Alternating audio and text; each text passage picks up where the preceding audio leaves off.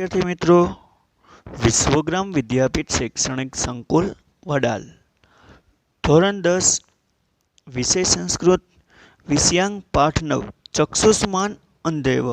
चक्षु એટલે આંખ હોવા છતાં તે અંધ છે એવી કંઈક આપણને વાત કરી છે। જોઈએ માહિતી મેળવીએ કે સંસ્કૃત સાહિત્યમાં બાણભટ્ટ ગદ્ય સમ્રાટ તરીકે જાણીતા છે કે સંસ્કૃત સાહિત્યમાં એક મહાન વિદ્વાન થઈ ગયા કે જે બાણભટ્ટ નામે એક ગદ્ય સમ્રાટ એટલે ગદ્ય રચના કરવામાં સમ્રાટ હતા કે તેમણે 7મી સદીના પૂર્વાર્ધ સમ્રાટ હર્ષવર્ધનના સમયમાં ઉત્તર ભારતમાં થઈ ગયા કે તેઓ છે કે બાણભટ્ટ છે એ 7મી સદીના પૂર્વાર્ધમાં સમ્રાટ હર્ષવર્ધનના સમયમાં ઉત્તર ભારતમાં થઈ ગયા કે તેમનો જન્મ વત્સ ગોત્રમાં થયો હતો।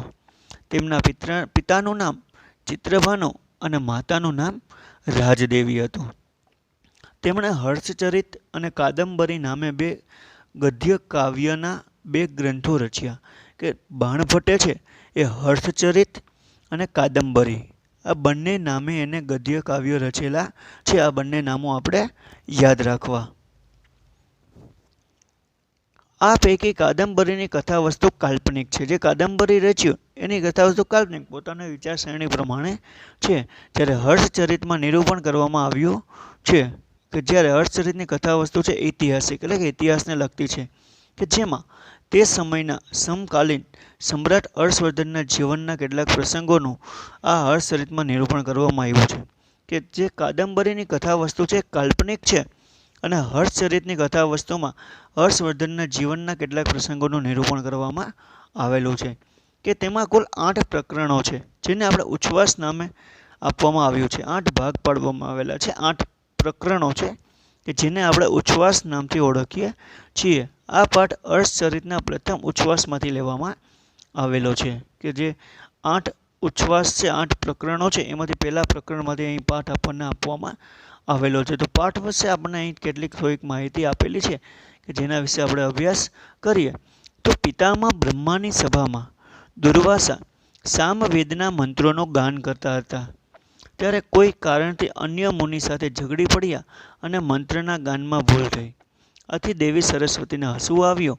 હસી રહેલા સરસ્વતીને જોઈ દુર્વાસા ગુસ્સે ભરાયા અને ગુસ્સામાં ભાન ભૂલેલા દુર્વાસાએ સરસ્વતીને પૃથ્વી પર અવતરવાનો શ્રાપ આપી દીધો અને દુર્વાસા ક્રોધી સ્વભાવથી ડરી અન્ય ઋષિમુનિઓ તો મૌન જ રહ્યા, પરંતુ પિતામહ બ્રહ્માએ દુર્વાસાના કઠોર શબ્દોમાં ઠપકો આપ્યો। બ્રહ્માજીએ આપેલા ઠપકાનું પાઠમાં વર્ણન છે કે શું વાત કરી છે આપણને તો કે પિતામહ બ્રહ્માની સભામાં એક વખત દુર્વાસા સામવેદના મંત્રોનું ગાન કરી રહ્યા હતા અને એવે સમયે એમણે કોઈ કારણથી અન્ય મુનિ સાથે ઝઘડો થાય છે અને એ ઝઘડો થયો એટલે એને પોતાના સામના મંત્રોમાં ગાનમાં જે ગાતા હતા એમાં એને ભૂલ પડી અને ભૂલ પડવાથી દેવી સરસ્વતીને હસવું આવે છે અને એ હસ્યા એટલે દુર્વાસા મુનિ ખૂબ જ ક્રોધિત થયા અને ક્રોધના કારણે દેવી સરસ્વતીને પૃથ્વી પર અવતરવાનો એટલે કે મૃત્યુલોકમાં અવતરવાનો શ્રાપ આપી દીધો અને દુર્વાસા ખૂબ જ ક્રોધિત સ્વભાવ હોવાથી આ શ્રાપ આપ્યો એટલે એમને અન્ય કોઈ ઋષિમુનિઓ કંઈ બોલ્યા નહીં, એ તો મૌન જ રહ્યા। પણ પિતામહ બ્રહ્માએ દુર્વાસાને જે ઠપકો આપ્યો છે એ ઠપકાનું વર્ણન આપણને પાઠમાં ખૂબ જ સરસ રીતે કરેલો જોવા મળે છે કે આગળ કે ક્રોધથી માણસની મતિ સારા નરસાનો ભેદ કરી શકતી નથી। મતિ એટલે બુદ્ધિ કે ક્રોધ આવવાથી માણસને સારું શું છે કે યોગ્ય શું છે અને યોગ્ય શું નથી એનો તફાવત જોઈ શકતી નથી। તેથી આંખોવાળો હોવા છતાં અંધ બની રહે છે। એટલે આમ એને આંખો હોવા છતાં અંધ યોગ્ય શું છે અને યોગ્ય શું નથી એ કંઈ જાણી શકતી આપણે પણ ક્યારેક ક્રોધ આવી જાય તો આપણે ગમે તેની સામે બોલી નાખતા હોઈએ છીએ। એટલે આપણને કીધું છે કે આંખો હોવા જોઈ શકીએ છીએ છતાં આપણે આંધળા બની જઈએ છીએ કે આની સામે ન બોલવું જોઈએ કે આમ ન કરવું જોઈએ। એ આપણે ક્રોધ ગુસ્સો આવવાથી એ ખબર રહેતી નથી। માનવના મનમાં પ્રગટતા ક્રોધની શરીરમાં શીશી પ્રતિક્રિયા થાય છે અને તે ક્રોધને લીધે આવી પડનારા દુષ્પરિણામો તરફ અહીંના અંગુલી નિર્દેશ કરવામાં આવ્યો છે કે માણસના મનમાં જે ક્રોધ ઉત્પન્ન થાય છે એ ક્રોધના કારણે શરીરમાં કઈ પ્રક્રિયાઓ થાય છે તે અને ક્રોધને લીધે જે પરિણામો આપણે ભોગવવા પડે એ પરિણામો તરફ આપણને અહીં દર્શાવવાનો પ્રયત્ન કરેલો છે કે ક્રોધ કરવાથી આપણે કેવા કેવા પરિણામો ભોગવવાનો વારો આવે છે એની વાત અહીં આપણને કરવામાં આવી છે કે ક્રોધાંત માણસ આંખો હોવા છતાં કઈ કઈ બાબતે જોઈ શકતો નથી તેનું વર્ણન કરી ક્રોધથી દૂર રહેવાનો બોધ આ પાઠમાં સરસ રીતે આપવામાં આવ્યો છે કે ક્રોધથી માણસ આંખો હોવા છતાં કઈ કઈ બાબતોને જોઈ શકતો નથી એનું વર્ણન કરી અને ક્રોધથી હંમેશા દૂર રહેવું જોઈએ એવો કંઈક બોધ આપતો અહીં આપણને પાઠ આપવામાં આવેલો છે. તો વિદ્યાર્થી મિત્રો આપણે પાઠની શરૂઆત કરીએ. અથ તા તથા સપ્તા સરસ્વતી દૃષ્ટવા પિતામહ મંગલ પટનેવ સ્વર્ણ આશા પુર્યન સુધીરમ દુર્વાસમ ઉવાચ. અથ એટલે હવે, તે, સપ્તા શ્રાપ પામેલી, સરસ્વતી દેવી સરસ્વતી, દૃષ્ટવા જોઈને, પિતામહ પિતામહ એટલે બ્રહ્માજી, મંગલ પટનેવ એટલે મંગલકારી નગારા જેવા, મંગલ પટનેવ એટલે શું થાય? મંગલકારી નગારા જેવા, સ્વરણે અવાજથી, આશા એટલે દિશાઓને, પુર્યન ભરી દેતા, સુધીરમ ગંભીરતાપૂર્વક, દુર્વાસાને ઉવાચ કહ્યું. હવે તે શ્રાપ પામેલી સરસ્વતીને જોઈ પિતામહ બ્રહ્માએ મંગલકારી નગારા જેવા અવાજે દિશાઓને ભરી રહેતા ગંભીરતાપૂર્વક દુર્વાસાને કહ્યું કે જે કાંઈ દુર્વાસાએ દેવી સરસ્વતીને શ્રાપ આપેલો હતો પૃથ્વી પર અવતરવાનો, એટલે આમ હવે શ્રાપ પામેલી સરસ્વતીને જોઈને પિતામહ બ્રહ્માએ મંગલકારી નગારા જેવા અવાજે દિશાઓને ભરી દેતા દુર્વાસાને કહ્યું. હવે શું કહ્યું એ આપણે જોઈએ કે બ્રહ્મન એટલે હે બ્રાહ્મણ, ન ખલ્લુ સાધુ સેવિત્યો પંથા, ખલ્લુ એટલે ખરેખર, ન એટલે નહીં, સાધુ સેવિત્યો સાધુને સેવવા યોગ્ય, પંથા એટલે માર્ગ, કે ખરેખર સાધુને સેવવા યોગ્ય માર્ગ નથી. એટલે કે જે તમે કરો છો કે જે શ્રાપ આપો છો એ યોગ્ય નથી. કે હે બ્રાહ્મણ, ખરેખર સાધુને સેવવા યોગ્ય માર્ગ નથી. એનાસી પ્રવૃત્ત, એનાસી એટલે જેના પર, પ્રવૃત્ત એટલે પ્રવૃત્તિઓ કે જેના પર તમે ચાલો છો, કે જે તમે આ કરો છો, જે શ્રાપ આપો છો એ યોગ્ય નથી. કે હે બ્રાહ્મણ, ખરેખર સાધુને સેવવા યોગ્ય માર્ગ નથી જેના પર તમે ચાલો છો. નિયંતેશ પરસ્ત, નિયંતે કે હણી નાખશે, પરસ્તે પાછળથી, તે આપણે આનું પરિણામ ખૂબ જ ભોગવવું પડશે, એટલે એ પાછળથી આપણે હણી નાખશે, એ તમને આનું પરિણામ છે એ સારું મળશે નહીં. ઇન્દ્રિય અશ્વ સમુપસ્થિત હિ રજ કલુષયતી દૃષ્ટિમાં અનક્ષિજિતામો. ઇન્દ્રિય અહીંયા સંધિ છૂટી પાડી આપણે, ઇન્દ્રિય અશ્વ અને ઉત્તિષ્ઠતિ. ઇન્દ્રિય એટલે ઇન્દ્રિય રૂપી, અશ્વ એટલે અશ્વ દ્વારા, ઉત્તિષ્ઠ એટલે ઉડાડેલી, આ ઇન્દ્રિય રૂપી ઉડાડેલી આ રજથી કલુષયથી મલિન કરે છે, દૃષ્ટિ એટલે દ્રષ્ટિ, અનક્ષતિતામો એટલે ચંચળ આંખોવાળાની, કે ચંચળ આંખોવાળાની દૃષ્ટિ પણ મલિન કરે છે. કે ઇન્દ્રિયો રૂપી અશ્વ દ્વારા ઉડાડેલી આ રજથી ચંચળ આંખોવાળાની દૃષ્ટિ પણ મલિન કરે છે. કે જે ચંચળવાળા આંખો છે, કે જેની આંખો સ્થિર નથી, એવી ચંચળ છે, એની આંખો પર સ્થિર કરી દે છે, મલિન કરી નાખે છે. એવી એટલે કે તમે આ જે કરો છો, જે શ્રાપ આપ્યો છે એ યોગ્ય નથી. કિયદ દૂરવાત ચક્ષુરિત, કિયદ શું, દૂર એટલે દૂર, ચક્ષુરિત આંખો, શું તમારી આંખો દૂર સુધી જોઈ શકતી નથી? કે તમે આ લાંબુ વિચારી શકતા નથી? કે જે તમે કાર્ય કરો છો એ પહેલાં તમે શું કાર્ય કરો છો એના વિશે આપણને ખ્યાલ છે ને એમ. એટલે કે શું તમારી આંખો, ચક્ષુ એટલે આંખો, શું તમારી આંખો દૂર સુધી જોઈ શકતી નથી? વિશુદ્ધયાય ધિયા પશ્યંતી કૃત બુદ્ધિએ સર્વાના અર્થાના સત અસત્વા. વિશુદ્ધયા એટલે શુદ્ધ, ધિયા એટલે બુદ્ધિ, શુદ્ધ બુદ્ધિવાળા જ જોઈ શકે છે. કૃત બુદ્ધિએ શુદ્ધ બુદ્ધિવાળાના, સર્વાના બધા, અર્થાના વિષયોને, અસત સત્વા સાચા અને ખોટા, સતો એટલે સાચા અને અસતો એટલે ખોટા. કે શુદ્ધ બુદ્ધિવાળા જ શુદ્ધ બુદ્ધિવાળાના સાચા અને ખોટા બધા વિષયોને જોઈ શકે છે. એટલે કે બ્રહ્માજી દુર્વાસાને કહે છે, શું કહે છે કે શુદ્ધ બુદ્ધયા વિશુદ્ધ એટલે શુદ્ધ બુદ્ધિવાળા, ધ્યા એટલે બુદ્ધિ, શુદ્ધ બુદ્ધિવાળાના બધા સાચા અને ખોટા વિષયોને જોઈ શકે છે. નિસર્ગ વિરોધીની ચેયમ પય પાયકોરીવ ધર્મ કૌધર્ય એકત્ર વૃત્તિ. નિસર્ગ એટલે પ્રકૃતિ, વિરોધી એટલે વિરોધી, કે પ્રકૃતિ વિરોધી જેમ પય એટલે પાણી અને પાવક એટલે અગ્નિ, પાણી અને અગ્નિ જેમ પ્રકૃતિ વિરોધી પાણી અને અગ્નિ છે, કે જ્યાં પાણી હોય એમાં અગ્નિ ના હોય અને અગ્નિ હોય ત્યાં પાણી ના હોય. એટલે આમ બંને એકબીજાના વિરોધી છે,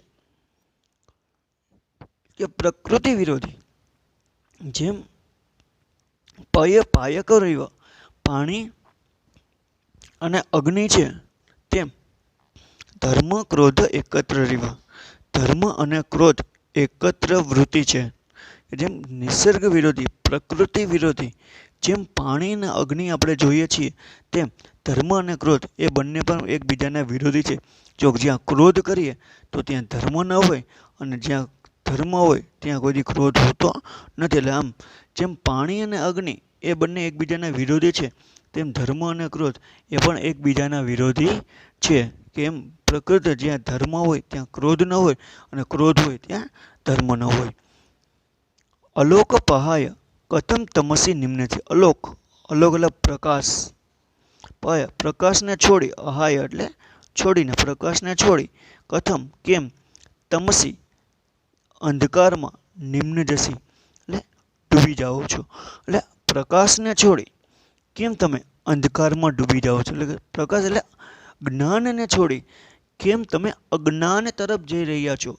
બ્રહ્માજી દુર્વાસાને ઠપકો આપતા કહે છે કે કેમ તમે આ પ્રકાશમાંથી અંધકારમાં જાઓ છો, અંધકારમાં ડૂબી જાઓ, જ્ઞાનમાંથી કેમ તમે અજ્ઞાન તરફ જઈ રહ્યા છો. ક્ષમા હિ મૂળ સર્વ તપસામાં, ક્ષમા જ હવે બધી તપસ્યાઓનું મૂળ છે. સર્વ તપસામાં એટલે તપસ્યાઓનું મૂળ એટલે મૂળ. હવે તમારી પાસે એક જ રસ્તો છે કે તમે ક્ષમા માગી લ્યો, કે દેવી સરસ્વતી પાસે, કે જેની પાસે તમને આ બધું શીખવા મળ્યું છે, જેના થકી એને તમે શ્રાપ આપો છો, એટલે એ યોગ્ય નથી. તમે દેવી સરસ્વતી પાસે, હવે તમારી પાસે એક જ રસ્તો છે કે ક્ષમા હિ મૂળ સર્વ તપસામ, કે ક્ષમા જ બધી તપસ્યાઓનું મૂળ છે. પર દોષ દર્શન દક્ષા દૃષ્ટિરેવ કુપિતા બુદ્ધિ ન તે આત્મદોષ પસરે. પર દોષ દર્શન, પર એટલે બીજાના, દોષ એટલે દોષોને, દર્શન એટલે જોવાની, દૃષ્ટિ એટલે દૃષ્ટિ, કુપિતા બુદ્ધિ કુપિતા એટલે ક્રોધે ભરાયેલી, બુદ્ધિ એટલે બુદ્ધિ, ન તે ન એટલે નહીં, આત્મા એટલે પોતાના, દોષ એટલે દોષ પસેલ જોતી, કે બીજાના દોષોને જોવાની દૃષ્ટિ. અત્યારે આ ક્રોધે ભરાયેલી બુદ્ધિ છે એ પોતાના દોષને કેમ નથી જોતી, કે બીજાના, કે જે દેવી સરસ્વતીને હસવું આવ્યું હતું, તો દેવી સરસ્વતીનો જે વાક છે એ અમને દેખાય છે, એનો દોષ એમને દેખાય છે, પણ પોતે જે શ્રાપ આપે છે એ પોતાનો દોષ એમને દેખાતો નથી. એટલે બ્રહ્માજી દુર્વાસાને કહે છે કે પર દોષ દર્શન દક્ષા, કે બીજાના દોષોને જોવાની દૃષ્ટિ, આ કુપિતા બુદ્ધિ, આ ક્રોધે ભરાયેલી બુદ્ધિ અત્યારે કેમ પોતાના દોષને જોતી નથી. કવા મહાતપ ભાર વૈવિધ્ય, ક્યાં કવ એટલે ક્યાં, મહાતપ મહાન તપના ભારને વહન, વિવિધતા વહન કરનારી શક્તિ, કે ક્યાં મહાન તપના ભારને વહન કરનારી શક્તિ. કવ ક્યાં પૂર્વભાગિત્વ, ક્યાં બીજાના દોષોને જોવાની દૃષ્ટિ, પૂર્વભાગિત્વ એટલે બીજાના દોષોને જોવાની દૃષ્ટિ. એટલે દુર્વાસાને કહે છે કે ક્યાં આ મહાન તપના ભારને, તમારી પાસે અતિ શક્તિઓ છે, અતિ જ્ઞાન છે, તો એ બધું જ્ઞાન ક્યાં ગયું, અને કેમ આ બીજાના દોષોને જોવાની દૃષ્ટિ ક્યાં ગઈ, એવું કહે છે. આમ અતિ રોષણ ચક્ષુષ્માન અંધેવા, આમ અતિ રોષે ભરાયેલાને આંખો હોવા છતાં આંધળા હોય છે. અને જે માણસ ક્રોધિત થઈ જાય છે, એટલે કે ક્રોશે ભરાયેલા માણસને આંખો હોવા છતાં આંધળા છે. તો વિદ્યાર્થી મિત્રો ફરી પાછું એ પેરેગ્રાફ આપણે જોઈ લઈએ પહેલેથી.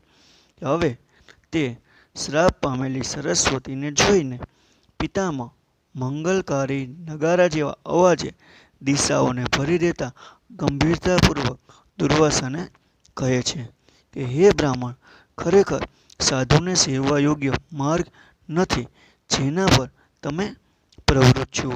તે પાછળથી આપને હણી નાખશે. ઇન્દ્રિયો રૂપી અશ્વો દ્વારા ઉડાડેલી આ રથથી ચંચળ આંખોવાળાની દૃષ્ટિ પણ મલિન કરે છે.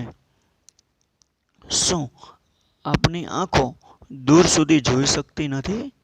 શુદ્ધ બુદ્ધિવાળા જ શુદ્ધ બુદ્ધિવાળાના બધા સાચા અને ખોટા વિષયોને જાણી શકે છે કે જોઈ શકે છે. તો નિસર્ગ વિરોધી એટલે પ્રકૃતિ વિરોધી જેમ પાણી અને અગ્નિ છે, તેમ ધર્મ અને ક્રોધ એકત્ર વૃત્તિ છે. પ્રકાશને છોડી કેમ તમે અંધકારમાં ડૂબી જાઓ છો? ક્ષમા જ બધી તપસ્યાઓનો મૂળ છે. આમ બીજાના દોષોને જોવાની દૃષ્ટિ આ ક્રોધે ભરાયેલી બુદ્ધિ પોતાના દોષને કેમ જોતી નથી? તો ક્યાં મહાન તપના ભારને વહન કરનારી શક્તિ, ક્યાં બીજાના દોષોને જોવાની દૃષ્ટિ. આમ અતિ રોષે ભરાયેલા માણસને આંખો હોવા છતાં આંધળા છે. સમજે છે વિદ્યાર્થી મિત્રો આ પેરેગ્રાફ? તો આગળ જોઈએ આપણે હવે. નહીં કોપ કલુષિતા વિસ્મૃતિ મતે કર્તવ્ય ના ના કોપિત કલુષિતા એટલે ક્રોધે ભરાયેલી વિસ્મૃતિ બુદ્ધિ કર્તવ્ય કરવા યોગ્ય કાર્ય અને ન કરવા યોગ્ય કાર્ય વિશે વિસ્મૃતિ એટલે વિચારતી કેમ નથી? કોપ એટલે ગુસ્સે ભરાયેલી આ બુદ્ધિ છે. મતિ એટલે બુદ્ધિ, વિસ્મૃતિ એટલે વિચારતી, કર્તવ્ય એટલે કરવા યોગ્ય કાર્ય અને ન કરવા યોગ્ય કાર્ય. તે કહે છે કે આ ક્રોધે ભરાયેલી બુદ્ધિ છે એ કરવા યોગ્ય કાર્ય અને ન કરવા યોગ્ય કાર્ય વિશે કેમ વિચારતી નથી? હવે અહીં આપણને આ પેરેગ્રાફમાં ક્રોધથી થતી શારીરિક અસરો બતાવી છે કે કુપિતસ્ય પ્રથમ અંધકાર ભવતી વિદ્યા, કે ક્રોધથી કુપિતસ્ય એટલે ક્રોધથી પ્રથમ એટલે પહેલા અંધકાર ભવતી અંધકારમય બને છે. શું? વિદ્યા. તો ક્રોધથી પહેલા વિદ્યા અંધકારમય બને છે. ક્રોધ આવવાથી આપણી પાસે રહેલું કોઈ પણ પ્રકારનું જ્ઞાન કામ આવતું નથી, કેમ કે ક્રોધ છે. ક્રોધમાં બધી વસ્તુ નાશ પામે. તતો ભ્રુકુટી અને ત્યાર પછી ભ્રુકુટી. આદ્રો ઇદ્રાણી રાગ સમાસ્કંદથી આદ્રો એટલે શરૂઆતમાં, ઇન્દ્રાણી એટલે ઇન્દ્રિયો પર, રાગ એટલે અશક્તિ. શરૂઆતમાં ઇન્દ્રિયો પર અશક્તિ સમાસ્કંદથી આક્રમણ કરશે, એટલે કે ઇન્દ્રિયો છે એ આપણી નબળી પડે છે. ઇન્દ્રિયો પર અશક્તિ આક્રમણ કરે છે. અને ચરમચક્ષુ ત્યાર પછી આંખો પર, ત્યાર પછી આંખો નબળી પડતી જાય છે. કે શરૂઆતમાં ઇન્દ્રિયો પર અશક્તિ આક્રમણ કરે છે અને ત્યાર પછી આંખો પર. આરંભે તપો ગલતી શરૂઆતમાં તપો ગળી જાય છે, એટલે કે તમારી તપસ્યાઓ કરેલી છે એ બધી તપસ્યાઓ નાશ પામે છે. પશ્ચાત સ્વેદ સલિલમ ત્યાર પછી સ્વેદ સલિલમ, સ્વેદ સલિલમ એટલે પરસેવો વહે છે. શરૂઆતમાં તપો ગળી જાય છે અને ત્યાર પછી પરસેવો વહે છે. પૂર્વમ અપયસ સ્ફુરતિ અનંતર અધર, પહેલાં અપયસ પ્રાપ્ત થાય છે અને ત્યાર પછી અનંતર અધર એટલે હોઠ, અને ત્યાર પછી હોઠ સ્ફુરતિ ફરકે છે. શું કહે છે કે પહેલાં અપયસ પ્રાપ્ત થાય છે અને ત્યાર પછી નીચલો હોઠ, અનંતર એટલે નીચલો, અધર એટલે હોઠ, સ્ફુરતિ એટલે ફરકે છે, ત્યાર પછી નીચલો હોઠ ફરકે છે. વિદ્યાર્થી મિત્રો ફરી પાછું એ પેરેગ્રાફ જોઈ લઈએ કે ક્રોધે ભરાયેલી બુદ્ધિ કરવા યોગ્ય કાર્ય અને ન કરવા યોગ્ય કાર્ય વિશે કેમ વિચારતી નથી?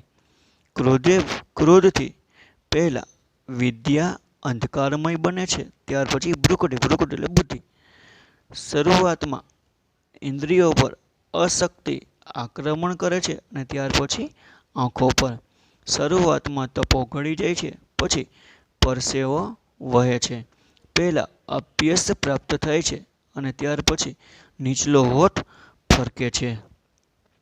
આ બધી આપણને જે ક્રોધથી થતી શારીરિક અસરો બતાવે છે કે એના કારણે આપણે ક્યારેય ક્રોધ કરવો જોઈએ નહીં.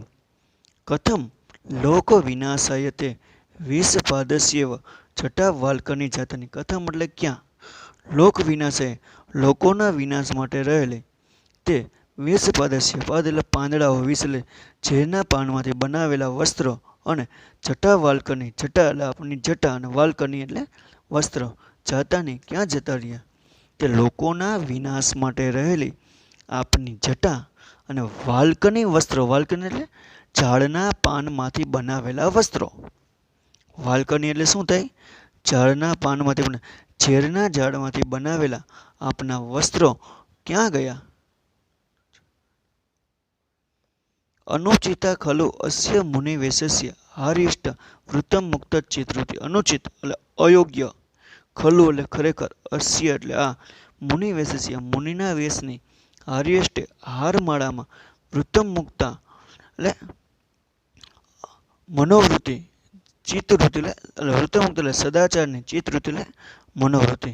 કે ખરેખર આ મુનિના વેશની હારમાળામાં આપની સદાચારની મનોવૃત્તિ અયોગ્ય છે. કે તમે આજે મુનિઓને ઋષિ મુનિઓની હારે બેઠા છો, અત્યારે તમે જે આ ગુસ્સો થયો છે તે વખતે એ આપની જે સદાચારની મનોવૃત્તિ છે એ અયોગ્ય છે. શૈલિશ, શૈલુષ એટલે નટ, ઇવ જેમ, વૃથા ખોટું, વહન કરનારી, કૃત્રિમ એટલે કૃત્રિમ, અપશૂન્ય ચેતસા તાપસેકર. કે શૈલુષ નટની જેમ, અપ કૃત્રિમ રીતે વ્યર્થ વહન કરનારી શક્તિ ક્યાં ગઈ? કે જેમ તપસ્વીના ચેતસા એટલે મનને, તપ સંકલ્પ એટલે તપસ્વીના મનને, કે આ તપસ્વીના આ શાંતિ વિહોણા મનને, ચેતસા એટલે શાંતિ વિહોણા, અપશૂન્યને, અપશૂન્ય એટલે શાંતિ વિહોણા, કે આ તપસ્વીના તાપ સંકલ્પીય એટલે તપસ્વીના, અપશૂન્ય શાંતિ વિહોણા, ચેતસા મન, આ તપસ્વીના શાંતિ વિહોણા મનને આપ નટની જેમ. નટ એટલે શું? તો કે જે પેલા ઓલા દોરડા ઉપર ચાલવાનો જે ખેલ કરતા હોય છે તેને નટ કહેવામાં આવે છે. આપણે લગભગ ક્યાં જોયેલા હશે કે આ તપસ્વીના શાંતિ વિહોણા મનને નટની જેમ કૃત્રિમ રીતે કેમ વહન કરો છો? કે તમે જે નટ જેમ એની ચાલવાની શક્તિ હોય છે, એની આવડત છે, એમ તમે પણ આ તમારે તે જે શાંત મન હોવું જોઈએ એને બદલે આ શાંત વિહોણું મન કેમ બની ગયું છે? અલ્પમપી ન પશ્યામે કુશલ જતામાં. અલ્પ એટલે જરા પણ, પશ્યામ એટલે જોતો નથી, કુશળતાની હારને. હું આપમાં જરા પણ કુશળતાની હારને જોતો નથી. તો વિદ્યાર્થી મિત્રો આપણે પેરેગ્રાફ ફરી જોઈએ કે લોકોના વિનાશ માટે રહેલા આપની જટા અને વાલ્કની વસ્ત્ર ઝેરના ઝાડ જેવા કેમ બની ગયા? ખરેખર આ મુનિના વેશની હારમાળામાં સદાચારની મનોવૃત્તિ અયોગ્ય છે. તપસ્વીના શાંતિ વિહોણા મનને આપ નટની જેમ કૃત્રિમ રીતે કેમ વહન કરો છો? આપમાં જરા પણ કુશળતાની હારને હું જોતો નથી. હર્ષચરિત પ્રથમોચ્છ્વાસ કે હર્ષચરિતના પ્રથમ ઉચ્છ્વાસમાંથી આપણને અહીં આ પાઠ લેવામાં આવેલો છે. કે આમ આપણે જોયું પાઠમાં કે ક્રોધથી આપણને કેવું નુકસાન થાય છે, શરીરને કેવી નુકસાની મળે છે. એટલે વિદ્યાર્થી મિત્રો હંમેશને માટે આમાંથી આપણે ક્રોધ ન કરવો જોઈએ, ક્રોધથી હંમેશા દૂર રહેવું જોઈએ. શાંત મને આપણે કોઈ પણ પરિસ્થિતિનો સામનો કરીએ તો એ પરિસ્થિતિનો હલ છે એ આપણને સરળતાથી મળી જતો હોય છે. વિદ્યાર્થી મિત્રો મોટા ભાગે આ પાઠમાંથી આપણને કોઈ ટૂંકનોંધ પૂછવામાં આવતી હોય છે. તો અહીં આપણે આપણો પાઠ છે એ પૂર્ણ કરીએ છીએ. તો વિદ્યાર્થી મિત્રો પાઠના આધારે હોમવર્કમાં એ જ પાઠના સ્વાધ્યાયમાં તમને પ્રશ્ન આપેલા છે. બીજો પ્રશ્ન છે, એક વાક્યને સંસ્કૃત ભાષાએ ઉત્તર. એક વાક્યમાં સંસ્કૃત ભાષામાં ઉત્તર લખો. ક્રુદ્ધ બુદ્ધિએ કથમ પશ્યતે? ક્રોધે ભરાયેલી બુદ્ધિ શુદ્ધ બુદ્ધિવાળા શું જોઈ શકે છે? બીજો પ્રશ્ન, ધર્મ ક્રોધયો એકત્ર વૃત્તિ. ધર્મ અને ક્રોધ જેમ એકત્ર વૃત્તિ તેમ બીજી કઈ બાબત એકત્ર વૃત્તિ છે એ કહેવાનું છે. ત્રીજું, કોપ કલુષિતા મતે કી ન વિસ્મૃતિ, કે ક્રોધે ભરાયેલી બુદ્ધિ શું વિચારી શકતી નથી? ચોથો પ્રશ્ન છે, મુનિ વેશસ્ય કા અનુચિતા? મુનિના વેશની વાળામાં શું અયોગ્ય છે? પાંચમો પ્રશ્ન છે, ક્રોધાંધસ્ય કિમ અંધકાર ભવતિ? ક્રોધથી શું અંધકારમય બને છે? અને છઠ્ઠો પ્રશ્ન, દુર્વાસા કે દ્રશ્ય ચેતસા તાપ સાયકલ પરિવર્તન? દુર્વાસા કેવી રીતે તપસ્વી છે, શાંત વિહોણા મનને પોતે વહન કરે છે? આ 5-6 પ્રશ્નો છે એ લખવાના છે. તેના પછી સામેના પેજ ઉપર છઠ્ઠો પ્રશ્ન છે, માતૃભાષાએ ઉત્તર લિખત. એટલે માતૃભાષા ગુજરાતીમાં જવાબ લખો. પહેલો પ્રશ્ન છે, દુર્વાસાને કોને શ્રાપ આપ્યો અને શા માટે? દુર્વાસાએ કોને શ્રાપ આપ્યો હતો અને શા માટે એ કહેવાનું છે. બીજો પ્રશ્ન, ધર્મ અને ક્રોધ સાથે હોવું કોના સમાન હોય છે? કે ધર્મ અને ક્રોધ બંને સાથે હોવું કેના સમાન છે એ આપણે કહેવાનું છે. ત્રીજો પ્રશ્ન, બ્રહ્મા દુર્વાસાને નટ સાથે કેમ સરખાવે છે એ કહેવાનું છે. ચોથું, દુર્વાસાના જટા વાલ્કલ કોના જેવા છે? કે જટા વાલ્કલ કેના જેવા બની ગયા હતા એ કહેવાનું છે. અને પાંચમો, બ્રહ્મ ક્ષમા અંગે શું કહે છે? કે માફી માગવાથી શું થાય છે એ કહી દો. અને સાતમો પ્રશ્ન, 2 ટૂંકનોંધ. ટૂંકનોંધ તો ફરજિયાત વિદ્યાર્થી મિત્રો લખવી અને પાકી કરવી. મોટાભાગે ટૂંકનોંધ બેમાંથી એક પરીક્ષામાં હોય જ છે. પ્રશ્નો પણ હોય છે પણ ટૂંકનોંધ તો મોટાભાગે જોવા મળે જ છે. તો આટલું સંસ્કૃતના પ્રશ્નો, ગુજરાતીના પ્રશ્નો અને ટૂંકનોંધ, આટલી બાબત તમારે લેસનમાં લખવાની છે.